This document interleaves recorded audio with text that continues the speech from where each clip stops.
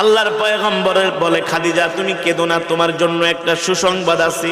আল্লাহর নবী বলেন, ও খাদিজা, আমার দুইজন স্ত্রী আছে, তারা জান্নাতে। সুবহানাল্লাহ। একজন হলেন হযরত আসিয়া রাদিয়াল্লাহু তাআলা আনহা, আল্লাহু আকবার, যার সাথে আল্লাহ তাআলা আমাকে জান্নাতে বিবাহ দিবেন। সুবহানাল্লাহ। আরেকজন হলেন মারইয়াম আলাইহিস সালাম, তার সাথে আল্লাহ তাআলা আমাকে জান্নাতে বিবাহ দিবেন। এখনো আম্মা জানের চোখের পানি থামে না, এখনো আম্মা জানের চোখের পানি থামে না। আল্লাহ নবী বললেন, তুমি কি চাও আমার কাছে, তোমাকে তাই দিব, বলো। আম্মা জান খাদিজা ডাক দিয়া বলেন, ওগো প্রাণের স্বামী রাহমাতুল লিল আলামিন, আমি যেই দিন ইন্তেকাল করব, আপনি বাজার থেকে আমার জন্য কোনো কাফনের কাপড় কিনবেন না। তো কাফনের কাপড় না কিনলে আমি তোমাকে কি দিয়া দাফন দিব?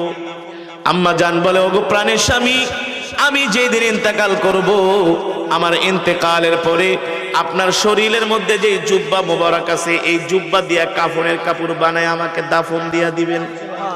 আল্লাহ নবী বললেন, ঠিক আছে খাদিজা, আমি আমার গায়ের জুব্বার কাপড় দিয়া তোমাকে কাফনের কাপড় দিয়া দাফন দিয়ে দিব। 2 নম্বরে তুমি কি চাও? ওগো প্রাণের স্বামী, 2 নম্বরে আমি চাই আমার ইন্তেকালের পরে আপনি আমার কবরের লাশ, আপনি আমার লাশটা আপনার নিজের হাত দিয়া কবরে নামাবেন, আর কবরের চতুর্পাশ দিয়া একটু হাঁটবেন। আল্লাহ নবী বললেন, ঠিক আছে, আমি তোমার কবরের চতুর্পাশে হাঁটবো। আমার ইন্তেকালের পরে আপনি আমাকে সাথে সাথে কবর দিয়া কবরস্থান থেকে চলে আসবেন না, কিছুক্ষণ সময় আপনি কবরের পাশে দাঁড়ায় থাকবেন। আল্লাহ নবী বলল, কেন আমি দাঁড়ায় থাকবো? বলল, আপনি আমার প্রশ্নের উত্তরগুলো দিয়া দিবেন।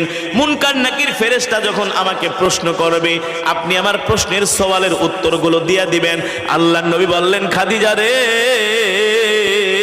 একজনের প্রশ্নের উত্তর আর একজনে দিতে পারে না, ঠিক কিনা বলেন? কবর এমন এক ঘর যেখানে নাই কোনো বাতি, নাই কোনো সাথী।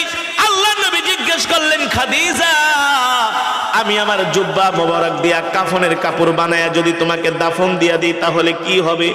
আম্মা জান খাদিজা বলে, গো আল্লাহর নবী, যদি আমি কোনো কারণে জাহান্নামী হয়ে যাই, আপনার জুব্বা মোবারক আমার শরীরে লাগার কারণে, থাকার কারণে জাহান্নামের আগুনের এত বড় সাহস নাই।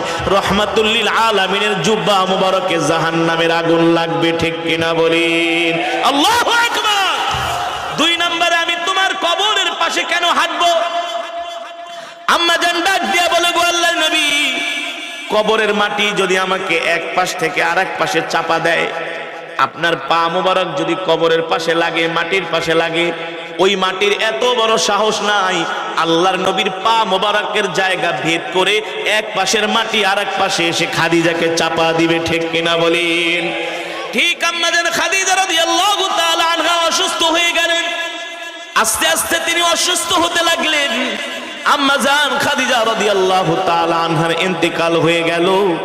আল্লাহর নবী তার কথা অনুযায়ী নিজের জুব্বা মোবারক দিয়া কাফনের কাপড় বানায়া তার শরীরের মধ্যে পরায় দিলেন। নবীজি জানাজা দিয়া আম্মা জানের লাশটা আম্মা জানকে কবরের মধ্যে শোয়ানোর জন্য আল্লাহর নবী নিজেই নেমে গেলেন। নিজের হাত দিয়া আল্লাহর নবী রহমাতুল লিল আলামিন আম্মা জানকে দাফন করলেন। কিন্তু আম্মা জানের চেহারা মোবারকটা বারবার আল্লাহর নবী পশ্চিম দিকে কিবলার দিকে ফিরায় দেয়, কিন্তু আম্মা জানের চেহারা মোবারকটা পশ্চিম দিকে ফিরে না, বারবার আসমানের দিকে ফিরে যায়।